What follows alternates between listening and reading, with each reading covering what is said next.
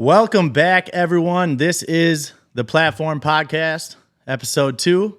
I'm your host, Dex. If you aren't already, be sure to go follow me at DJ Dex MKE, and make sure you're following the show at the Platform Mix on all socials. If you missed episode 1 with Dirty Darren, go check it out on our YouTube, youtube.com/@theplatformmix, or listen to it on Apple Podcasts. But don't leave just yet, because we got a very special guest with us today. What's DJ up? Jevity. Jevity, how's it going, man? What's up, guys? How we doing? Good, man. Good. We're doing all right. Thank you so much for sitting down with us. Thanks for having me. Yeah. This is awesome. Taking the time, come over here. We're both in Nashville right now, but like Darren on episode 1, you are a Chicago native. Yeah. Born and raised. Yeah. I grew up in Rogers Park area, and then time happened, and then I actually moved out to Iowa for a little bit. But yeah, that's why none of the Chicago DJs really know who I am, but I know who all they are. Yeah. So Yeah.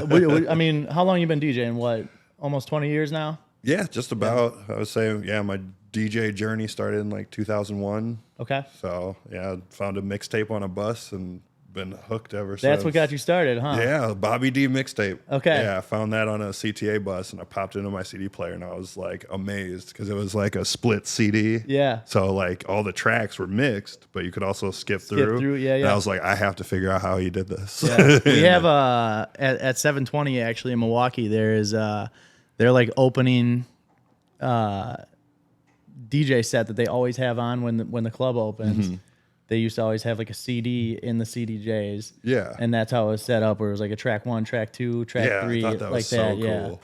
Yeah. So you could just like skip through it individually like that. But so yeah, I mean, starting in Chicago, kind of like what you were saying. Where were you all playing out there? Were you kind of getting started out there? So I learned everything I know about DJing from Chicago, but I didn't actually start DJing until I moved to Dubuque, Iowa. Yeah. So I went out there for college, and after college, I was like, the bars out there is a little small town. Yeah. So they're all the DJs out there were like wedding DJs. They weren't like mixing or scratching or anything. They're just like playing the songs they wanted to hear. So then I was like, I bought some turntables. I learned DJing from a couple other like Iowa DJs that know some Chicago guys, DJ Double J, DJ Sean Shady, DJ Static. These guys like kind of took me under their wing, got me to buy turntables, bought a mixer, and just started working at it from there. Okay. So, and then I started playing a couple clubs in Dubuque. The venue, I wouldn't call them clubs. They're bars with dance floors. So, how big of a town is it? Dubuque, I want to say it's like 20,000 people. Okay. It might be a little bit more, a little bit less. But are you basically like on campus because you were there for school, right? Yeah, I was there for school. It's a big college town. There's like 3 colleges. So, I mean, people partied out there. The bars were busy. Yeah. But it wasn't like it wasn't a club like atmosphere. Yeah. So it was a weird place to start DJing. But yeah, those guys helped me out, and I was probably one of there's maybe 4 or 5 turntablists that are in Dubuque, and I mean those guys are still going. Yeah. But no real Chicago clubs or anything to get started on. Yeah. But yeah, the venue, the place that I started DJing was called Bricktown. Okay. And it went through like 4 different owners. Just in the time that you were there for school? Yeah, so I lived in Dubuque for like 15 years. Okay. And it's been in a span of 15 years. But when I first moved there, it was called Bricktown. I got my job there. They're like, all right, we'll hire you as our DJ. The bar closes the next day. Really? Yeah. So I was like, okay.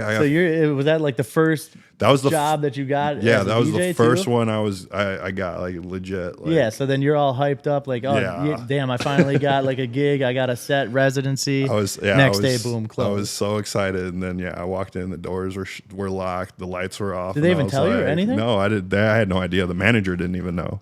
So you just showed up, and they're like, no, she hired me, and then she had no clue. So then after that bar shut down for a little while, and then I worked at another smaller spot called Sheer. It was little private space. It was nice, very intimate, very cool. Tried to get things done. That ended up closing down, and then a new bar opened in the same place where Bricktown was. And that honestly, that space in Dubuque is my favorite space there. Yeah. Like that venue, particularly, or like that like section of the town. It's that bar space. Yeah. So it's like an underground bar. It has a big open area for the new owners that when they bought it after Bricktown, they built a stage there in the middle. So it became 2 separate bars. Yeah. But it was all in one. It was really cool. And then let's see what happened. Then that bar closed down. Then another bar opened up. And then I started working for that bar, DJing. Then that bar closed down. And then the venue opened up. The venue is when like I had like my foot like in it. Yeah. So like I started doing kind of it wasn't necessarily a podcast, but I did like a mix show down there. So that's when I would invite all these Iowa DJs down and get them on. You know, I would record their mixes, but that space, like everyone loved that space. So were they renovating and stuff every time that they were changing owners and everything, or kind of keeping it the same, or what? It was mostly the same. They'd add a few things here or there, like I think one bar would add like stripper poles in corners at some point, but like it wasn't a major change. Yeah. But the space is awesome. Like I wish I could bring more people down there. It's not open anymore. I think it's going through new ownership now. Again? Yeah, since I left. 18th time. But yeah, that space it's an awesome space for Dubuque. Yeah. So how long have you been in Nashville now? What? 2.5 years. That's what I thought it was like 2 years. Yeah. So obviously I can only assume that DJing is what brought you to Nashville. Yep. Because you just so happen to be the tour DJ for one of the hottest artists, not only in just country music, but in all of music. Yeah.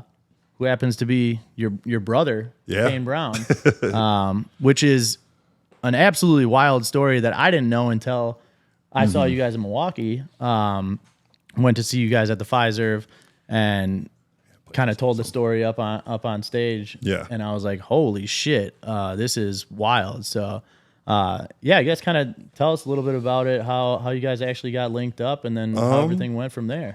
Yeah, that's another crazy section of life. So when I was living in Iowa and I was doing all my DJing stuff, I think it was like 2015. Yeah. I get this message on Facebook.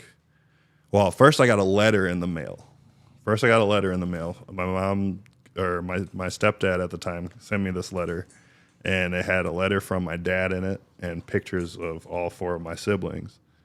So, and it was like, you know, I'm your dad. This is what happened. This is where I'm at. These are your brothers and sisters. You guys had never connected prior? Never. I never knew I had brothers and sisters at all. Well, what about like your dad though? I didn't know my dad. Okay. I never knew my dad either. This is random. Yeah, I grew up without my dad in Chicago. I had no idea. My mom and dad met in the circus. So really? Crazy. That's a whole nother story. Thing. Yeah. But yeah, so I get this letter. It has all pictures of my brothers and sisters in it. And I'm like, this is insane. Like, I don't even know. This is before Facebook was like for everybody. So it's like I couldn't just like type into Google and find people. Just search it. Yeah. So I was just like, all right, you know, I'll let this letter be. And then like 2017 is when I got the message from Kane. Yeah. He's like, hey, we've been looking for you. I'm pretty sure you're our brother. And I was like, oh yeah, I just got a letter. You know, I got a letter about this. Like, this is awesome. And he's like, you know, what do you do? I do music. I'm like, I'm a DJ. We connected, did video. Like, we both play video games. And like, we hit it off from there. I visited, let's see, he was living in Chattanooga at the time. I visited Chattanooga, met all my brothers and sisters, and we met, and we kind of been connecting and stuff like that. And then he's like, you know, if I ever go on tour and I need a tour DJ, I'm like, I'm your guy. You know, like, let's make it happen. And then 2018, 2019 rolled around, and that's when the venue was closing down again. And I was just like, what should I do? Kane's like, come to Nashville. I'm like, bet, I'm here. Yeah. And since then, we just, you know, worked on things. We talked, and he's been bringing me on, and I don't know, we've just been doing the thing. Yeah. So you would have moved here. You moved here like prior to COVID, or then? Yeah, I moved here. So I lived in Chattanooga 2018, 2019. Yeah. So it was like right in the middle of the pandemic. Yeah. And then after like the pandemic was over, then I moved to Nashville. Okay. So yeah, I lived with our older brother, Brian, when I was in Chattanooga. So I didn't do any DJing from 2019, 2018. I was working at a steel factory. Yeah. So, but But I was just like getting the lay of what Tennessee had to offer as far as like music venues and DJing and stuff like that. And Nashville is definitely the move. Yeah, it's crazy. Like, obviously, I talked about it on our first episode with Darren being new here, where he's only been here a year and a half, something like that. I just moved here in August.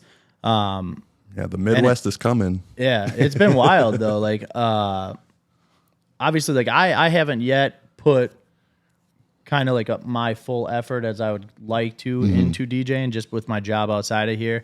I want to get into a lot more venues. I just need to personally put that effort in to go out, network, everything like that. The networking is tough here. There's so many different little nooks and crannies of people, and it's like, who do I talk to? Like, everyone's like, oh yeah, I'll hook you up, I'll help you out, I'll hook you up, I'll help you out.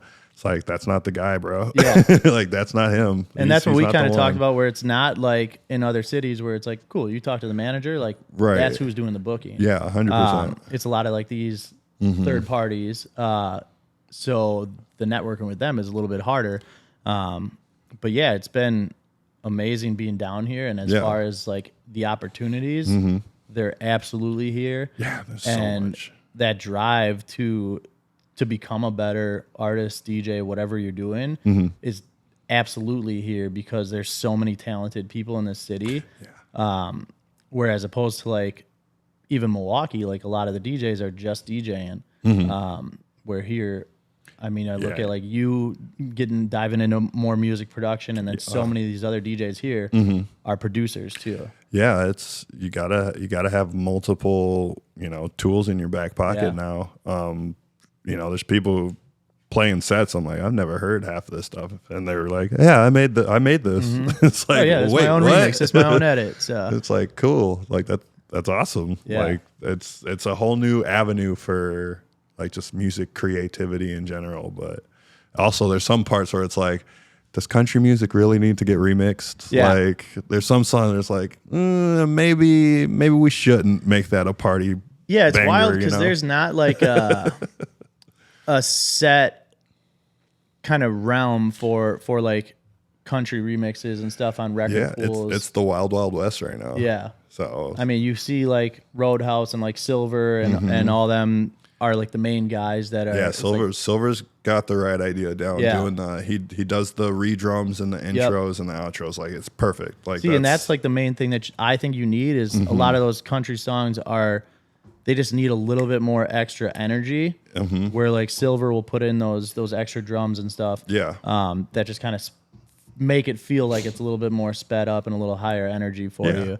But aside from that, like there's not really a lot that you can find. I actually just heard this Whiskey on You remix for Nate Smith that he posted on his Instagram.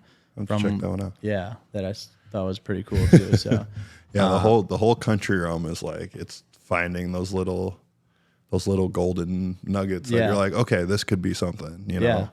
So I mean, as far as you for production, you kind of talked a little bit before about what you're diving into. Yeah. Do you ever work on stuff like that, especially like going on tour? I've done a few remixes. I have like a John Party remix that's on my website right now. I don't have like, permission to release it, but it's one of those, like, it's on my website just to listen to. Yeah. I did on one SoundCloud, whatever. I did one for Angie K. Okay. She's an awesome singer, songwriter. She came to me and she's like, I want this song remixed, and we did a Real Talk, like a kind of bassier, trappier version of her country song Real Talk. And it's awesome. Like I enjoyed it. She loved it. It's just I'm stepping into, I want my remixes to work well, but I don't want to force them if they're not going to. So that's where it's like the hardest part is like, people can give me songs all day, but I'm like, if it doesn't fit, it doesn't fit. I'm not going to force something. Yeah. So that's what the hardest part is with the remixing game right now. Yeah, because you can't just be like, oh, this is a popular country song. Cool, let me make it a EDM remix. Yeah, especially like I've heard some party remixes of very sad country songs. I'm like, that energy is weird, man. Like, I'm not going to dance and fist bump to somebody crying about, losing up with their girlfriend. Losing their relationships. I'm like, you guys got to pick when and where you're going to remix them. Yeah. That is wild. I feel like there's definitely not a lot, but it's something that is it something that you think about like when you're going on tour of what to play, and kind of dive into like how you prep your sets on a tour versus like regular bar and club gigs here. So like a tour set, the craziest thing about tour sets is you have to think of like your location, like where you're gonna go, where you're gonna be, and I'm only a year into tour DJing, so like I'm still learning it. But like if you go to like Atlanta, there's like Little Baby's big out there. You go to Memphis, Young Dolph, or based on like I'm still learning like country music that's big in this place and this place and this place. And there's so much music out there, and it's like the Spotify world.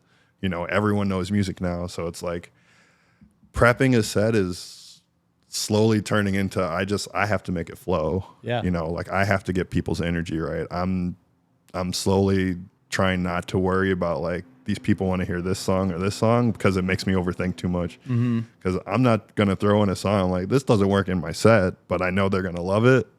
I'd rather have the energy work than, they want to hear this song. Yeah. So that's kind of where I like base how I'm going to put something together. If the energy's right, I can get through, usually I play like an hour before and then I get like a 30-minute set. I want to make sure that hour flows nicely. If the people want to dance, they can dance. People want to chit chat before the show, they can chit chat. People want to go get a beer, they're not going to miss anything. But I also want it to be, I'm working up there, Yep. So that's kind of where my head's at when I put stuff together. Yeah. Versus like bar and club gig, obviously. Bar, club gig, I'm 4 hours straight, looking at people. I can put in whatever I want. I usually don't really plan bar, club gigs. I usually like freestyle everything. Yeah. So I'm just like, I'm picking and choosing. I mix in key.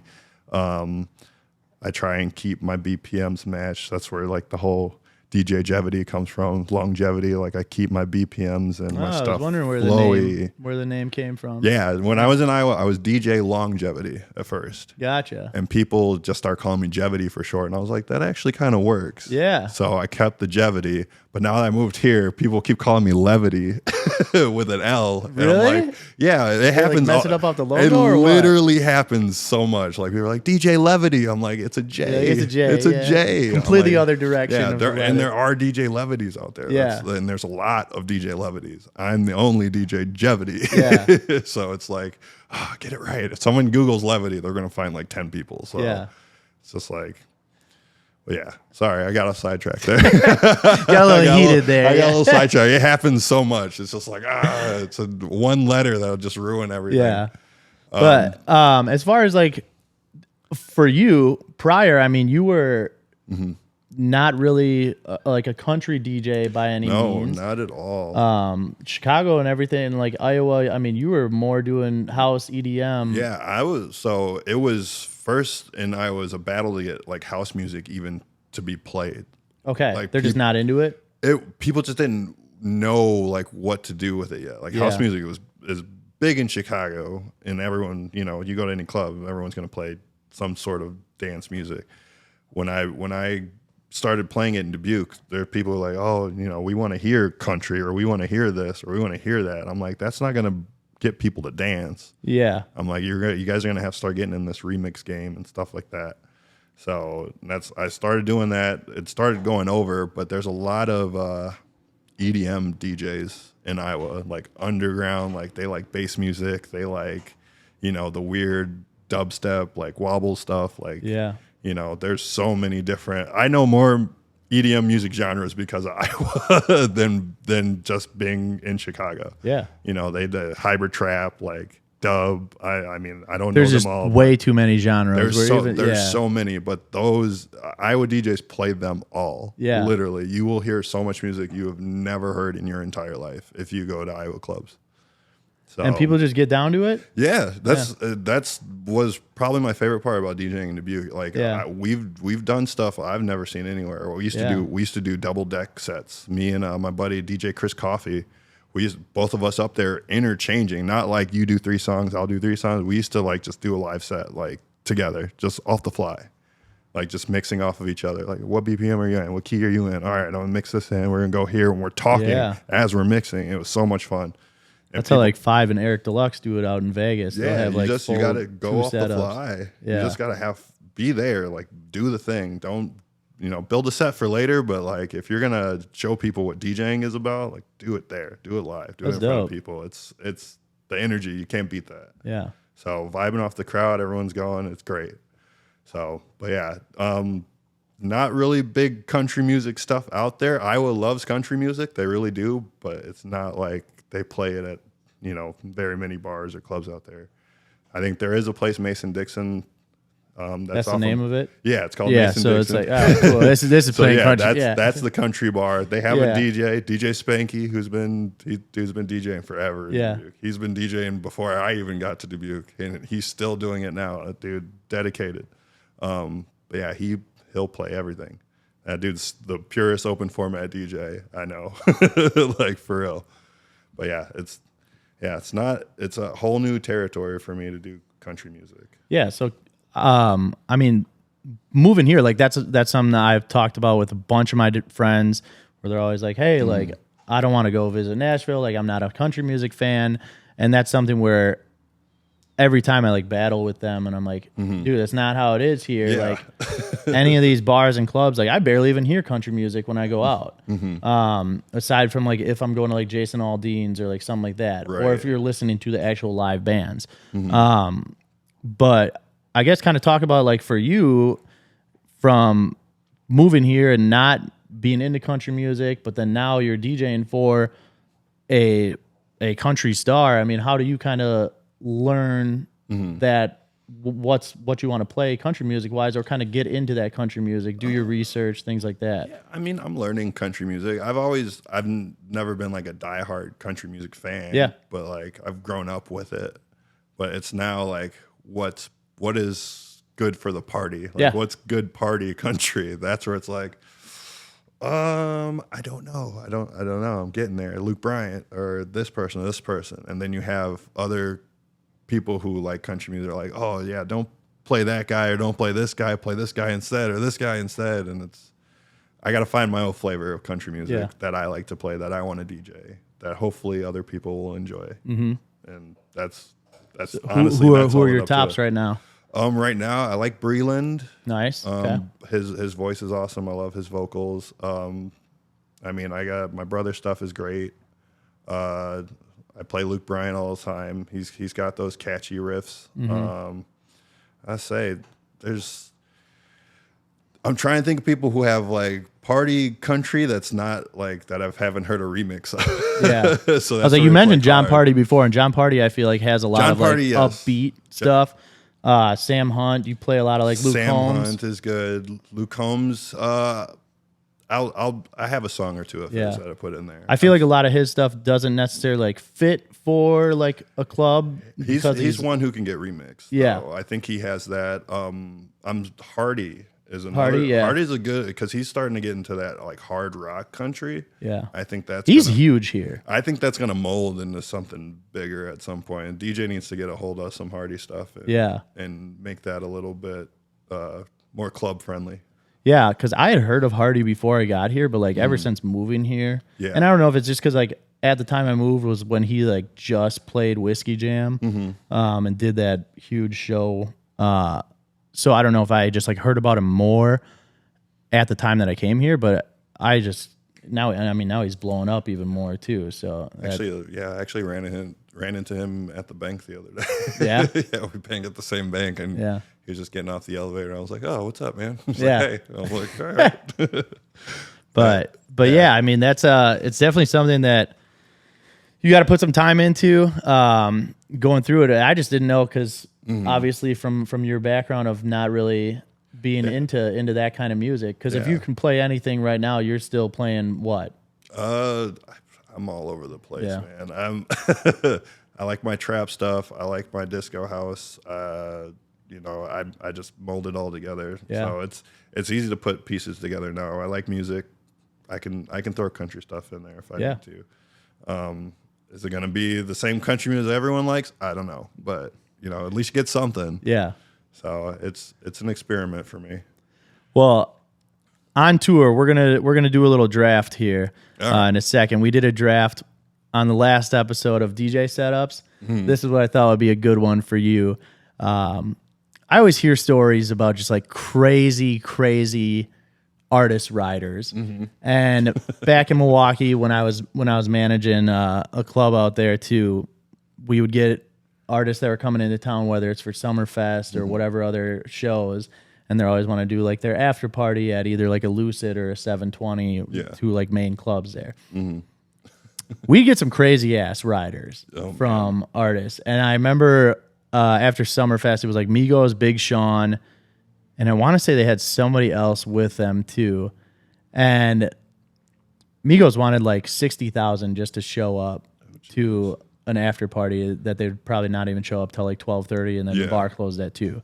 But I remember getting sent their rider, and their rider, I'll never forget this, was 100 wings of like 25 different flavors, or 25 wing sets of 4 different flavors. It was like lemon pepper, garlic parmesan, buffalo, whatever. I mean, that sounds good. Yeah, and I was like, cool, that's great. Like I could get down with that. One for each Migo. Yeah, and then they had like a bottle of Patron, bottle of Hennessy, bottle of Grey Goose, 48 pack of Magnum condoms, and then Sprite, and it like had to be in cans. Jeez. And then just like a bunch of other random shit.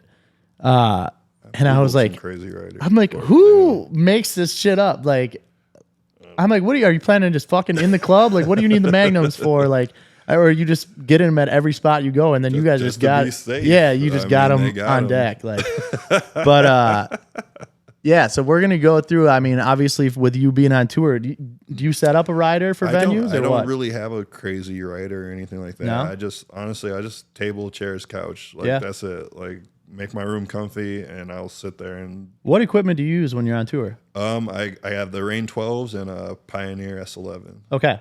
So and laptop Serato. Yeah. I just bring that. Yeah. Bring that with me everywhere. So excluding equipment. We'll assume that equipment is already all included. We're gonna go 5 things. Okay. On your rider. 5 things I would have on my rider if I don't know. I'm like I said, I'm a very simple person. So let's maybe like a mini fridge. We'll do some drinks. Maybe a fruit bowl. Don't always include furniture. Yeah. Just make sure your room is set up properly. So like tables. You talking chairs. like the green room or like the hotel? Okay. Sometimes I've been putting like just a dressing room and it's just been empty. And you're just standing the whole time. Yeah, there's a mirror, there's a counter, and it's just like, all right. I'm like, all right, can I get a table with chairs in here?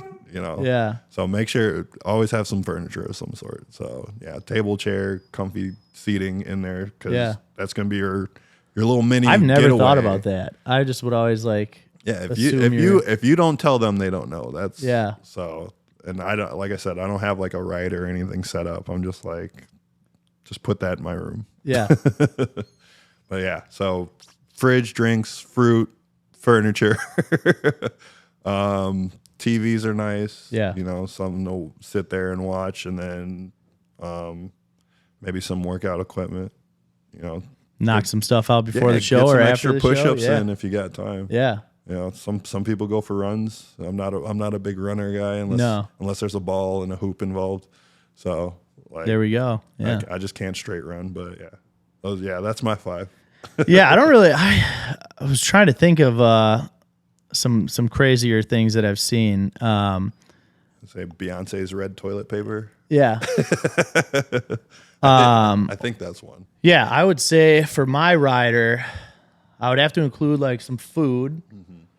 Like I'd probably put some crazy shit on there, like pizzas, or like just some like food that I would just eat in the middle of my set. Yeah. And you just see me up there between transitions, just like taking a slice of pizza. Yeah. That's good to have. Which if I had pizza, then I would need a bottle of ranch, because I'm a pizza dipper in ranch. No. You're not? Not really, but I see the appeal. It's delicious. It is delicious. I would do. I'd have my bottles of water. I don't know what my go-to is though. Do you have like a go-to brand? Anything sparkling for me. Ooh, you're a sparkling water guy. Sparkling water. I need the carbonation. I hate like all seltzer water. I think it's just Really? yeah. It helps me not drink. Yeah. So that's like Because you get like full more. Well, it feels like I'm drinking something that's not just water. Yeah. So it kind of tricks my brain. Usually, like I'm a mixed drink type of guy. You know, I'll sip on a beer at a barbecue, but like if I'm out, like I want liquor. Yeah. So I'll usually mix it with Sprite or something like that. So me drinking soda water, I get that carbonation, a little bit of lime. It doesn't have to really have alcohol in it. So I don't know what else I would do. I'm not like a needy person too. Like that's why I don't know how people come up with these big ass riders. There's some people who like they have their little rituals in the dressing rooms. Like they might have 40 people that go in that dressing room too, like depending on who they are.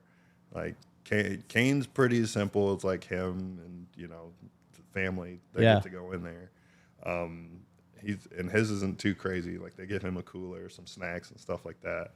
So like some people will spend all their time in their dressing room. So they have like full course meals and stuff in there. Yeah, like until they're going on stage, that's it. Yeah, exactly. I probably want like a TV.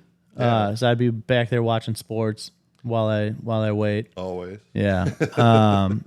But yeah, that'd be about it for me, man.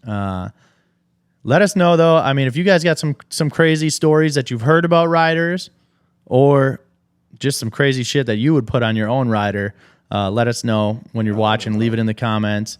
Yeah, let me know if there's other crazy shit I should be asking for on my rider. Especially like he's getting ready. You gotta let him know. Like, get him bro, prepped. You don't have a hot tub on your shit? Yeah. Like, no, Just I never thought of that. Some wildly outlandish shit. Yeah.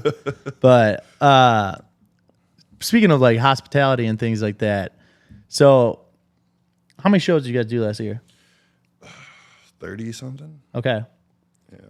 No, maybe 20 something. It was like 26, 27. It was around. Still, either way, it's a lot. It was all the NBA arenas. Yeah. So that's what I didn't know. I didn't actually know that it was all NBA arenas. I didn't know if you guys just went like that's just what it ended up being in. That's just what it was. I don't literally every single one was an NBA location. I did all of them except for the Toronto one. That's awesome. So yeah, I get Madison Square Garden, United Center, Staples Center, literally all of them. That's just how his tour got set up? That was his tour last year. That was my first tour. I would have figured it's, just like, I mean, obviously he's a big enough artist to be selling out those kind of arenas. Mm-hmm. But I didn't know that they were all in locations that they would be NBA arenas. That's awesome. It was super cool. Yeah. So what's your favorite one? What was your favorite one to play? And why was it the United Center? Yeah, United Center for sure, because I grew up there. So. That's what I figured is like, that's just the one that... My boys from high school came to see me. It was great. It was great to see everybody. Yeah, United Center is definitely number one. I have to say Madison Square Garden is number two, because that room is beautiful. Yeah. It is absolutely beautiful. People don't talk about how, like, people are just like, Madison Square Garden is legendary. Yeah. If you ever go, just look up at the ceiling. Like, it is the coolest thing ever. It's like wood and like super intricate. It's crazy. And it's in this like big arena space. So it's breathtaking. Yeah, I feel like you have to put Madison Square Garden just because of the fact that it's like, man, playing at Madison Square Garden it's just that big deal. Top legendary arena when you're talking about arenas like that. So that's two. What else you got? How'd you like the Pfizer? Pfizer's nice. I love that arena. Yeah. They did a bunch of like remodeling since I was last there, so it was nice to see like all the new additions and everything. So I have a lot of cousins that live in Milwaukee. So, okay. So I'm technically a Milwaukee native too. Nice. You know, I used to go there for a couple holidays. We'll accept you as an honor. I'm 100% a tri-state Midwest boy. So Illinois, Iowa, and Wisconsin. Yeah. Those are my three states.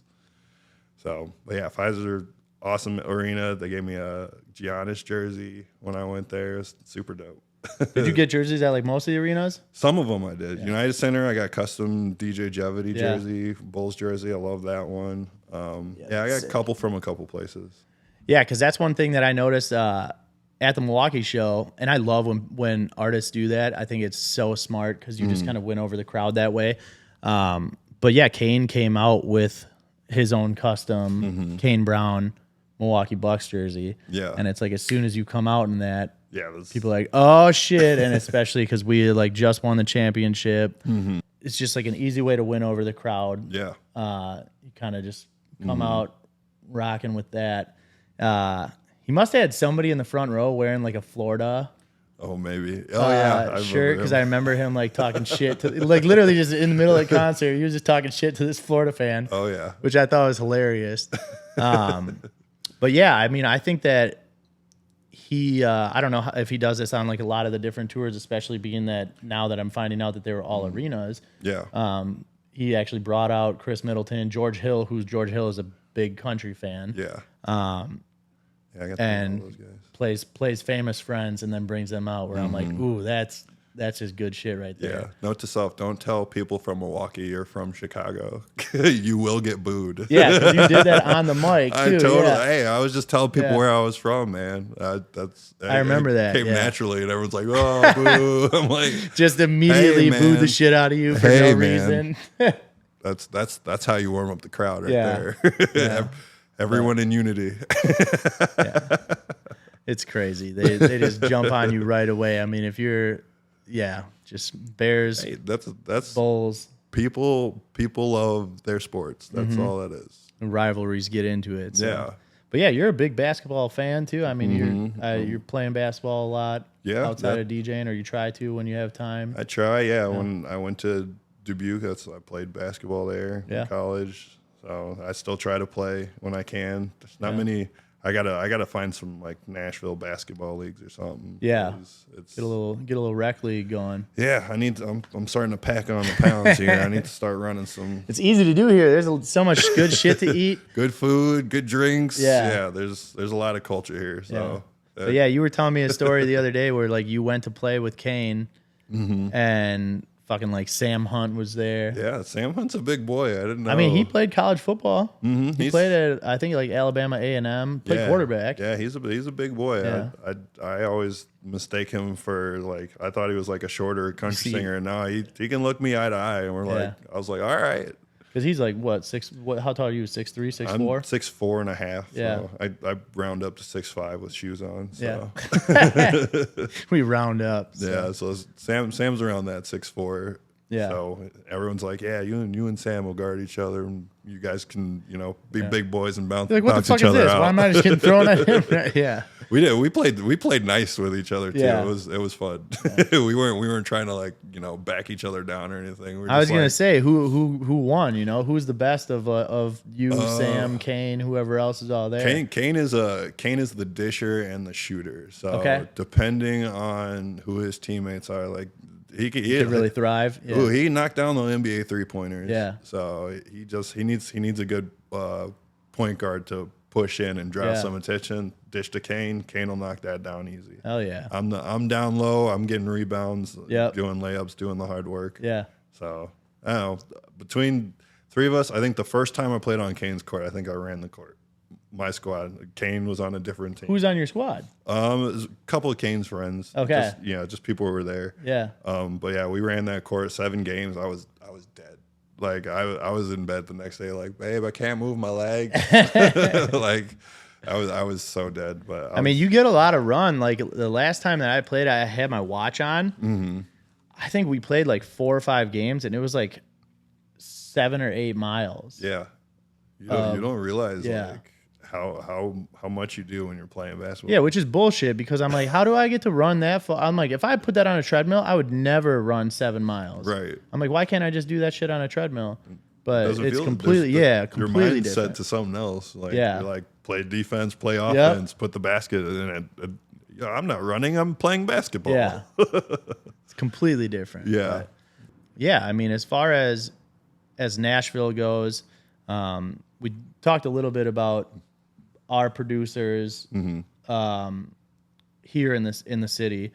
Who do you got? Anybody that you kind of connect with and work with here? I have a buddy. I think he's out in Alabama now. He was in Nashville for a little bit, but he goes by 2-Year-Old Bear. It's my buddy Ryan. He helped me with. How do you get a name like that? That's his name. I don't know. I should ask him what the story is about that. I'm sure he's told me, and I think I just forgot. Yeah. But yeah, he's helped me with a few remixes and stuff. He's doing he does a lot of really cool, like, I don't even know how, it's like vibey house stuff. He does some trap work. But he's really nice guy, really awesome producer. He's one of my favorites. There's another guy in town he goes by Shockley. Okay. He's a singer, songwriter, and a producer. Yeah. So he makes his own beats. He's blowing up in Nashville right now. Makes some really good music. So he's up there. He's also another one of my favorites. Who's local, kind of. I haven't heard of him yet. You'll have to send me his stuff. So I'll send you some stuff. Yeah. Shockley's awesome. And nicest dude ever. Yeah. Super nice dude. He's got this little hair swirl. Fucking, I love that dude. Now I can't wait to see this because I'm building this image in my head. He's super cool. And now I'm going to have to see what it actually looks like. So,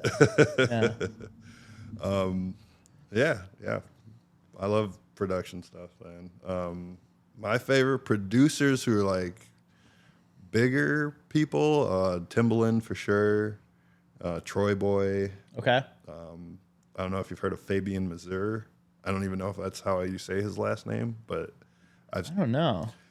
His style's really like I like EDM trap. Yeah. So when I say trap, a lot of people think I mean like hip hop trap, like the hip hoppy, like the Lil Babies and Young Thugs. When I say trap, I mean like EDM. Yeah. So like same drum patterns, but bigger basses and less words.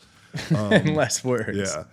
But yeah, Fabian Mazur is a fun one. He's I think he's out of the UK, but he makes some really fun bouncy tracks. Yeah. So those are my top three.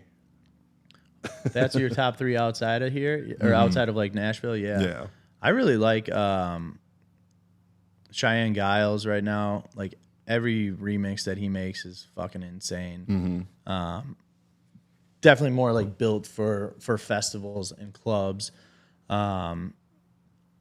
Joe Maz always does some crazy remixes that fit very well for like clubs and bar gigs. I think I have a few of his edits and remixes. And then I'm trying to think of who else I typically like. If I see them, like Fat Tony has had a couple. I don't even know who Fat Tony is, but I just see his edits and stuff. I don't like follow him or anything. I probably should. He is always putting out some dope shit too, from a lot of like remixes that he'll do of more popular like top 40 songs. Like he did a remix for Lil Nas, and then for like Gail for like ABCDEFU.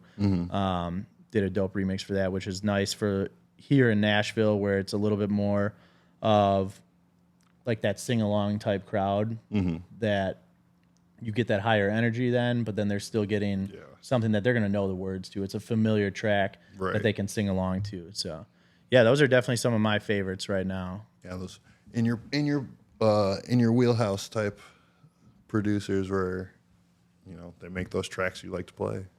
Yeah. So. And that's what I kind of look for, is finding those ones that I listen to and I'm like, I like this. And then you think of it as where you're going to be playing it and how it's going to work when you play it out, and if it fits that vibe that you typically play. Yeah, so. That's 100% the first. You get that ooh. Yeah, that's the first part. You get the ooh, and then it's like, all right, now where does this go? Yeah, I love like I'll listen to stuff in the car. Maddie hates it. She'll always get mad at me. I'll hear a song, like a drop of a song, and I'll be like, oh, and just kind of like you make that like stank face. Stank face. And Maddie would be like, why do you always make that face? You always do that. And like she's like, stop making that face. And I'm like, you just can't help it sometimes. Yeah, that's the stamp of approval. That's how you know. You're just like right away when it hits, I was like, ooh, shit. Like, that one is nice. But yeah, I mean, I guess for today, we'll put our top 5 songs of the week, post them up there. And I mean, anything else for you want to touch on? Obviously, we want to give everybody to follow you. Socials. Social. You can Google me. You can just Google DJ Jevity with a J, please. Not levity. Yeah, it's Jevity. I got Instagram, Twitter, all of that. I try to do some game streaming here and there. What do you play? I was playing Overwatch 2 for a little bit, but I was spending too much time playing it, so I had to uninstall it. You had to cut down a little bit? Yeah. I was like, I gotta remix something or edit something. I'm like, I can't sit here and play this all day. Yeah. But yeah, I try and hop on there when I can. Yeah. I might do some production live streams or something at some point, but yeah, that kind of stuff is dope. yeah, I don't know content wise what to do for that, so I'll figure that part out. You know, sit there like, you guys want to watch me go through 87 snares all day? I think like Wookie does it a lot on Twitter. I forget who else does it, but he does it where he just basically builds his tracks like on a live stream, so you get to see like everything that he does. Yeah, which is fucking wild. That's the new thing to do, man. Yeah, I want to hopefully get there some point where I'm making music and people are like, oh, that's banging. How'd you make that? And then sending you money while you're doing it too. Yeah, money's cool, but I like that I have a project that I can work on, put some time into. Yeah, he'll just be doing it on like Twitch or whatever, and then people are subbing and everything like that too. It's crazy. Super fun. Yeah. But yeah, so we'll get you I mean, obviously we'll have everything posted in the links, so you guys can make sure you go follow him. Residencies you're typically at Dierks Bentley. Yeah, I've been doing Whiskey Row on Wednesdays. I don't know, I still got to figure out my schedule with touring and stuff right now. When does tour start? Tour's gonna start mid-March. Okay. So I think March 16th, 17th, and 18th. Oh, so literally St. Patrick's Day weekend. Yeah, those are my first dates coming up. So where's the first stop? I think South Carolina, I want to say. Okay. So not an arena tour this year.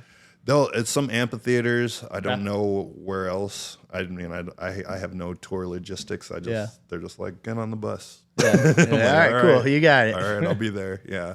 So like, I don't know. I know there's some amphitheaters on there, and I know Kane has some music festivals in between. I'm not on for those, but I know Kane gets to make some stops, so I might get to go to a free music festival here or there. So we'll see. But yeah, tour's starting up. If my Wednesdays are still not travel days, then I'll still be at Row for Wednesdays. Nice. But we'll see. That's the only residency spot right now? That is the only spot I have right now, just because people know that I'm touring, and there's 37 DJs in Nashville that all want residencies. So. Yeah, but I mean, I know I always see you just kind of everywhere else, spread out on the weekends. Like a lot of other guys I'll here. Take a spot where I can get it, you know, just to hone my skills. Yeah. Well, I appreciate you jumping on here, talking with us. This is great. Yeah, we'll have a lot more shows in the future here. So make sure you guys are hitting that subscribe button.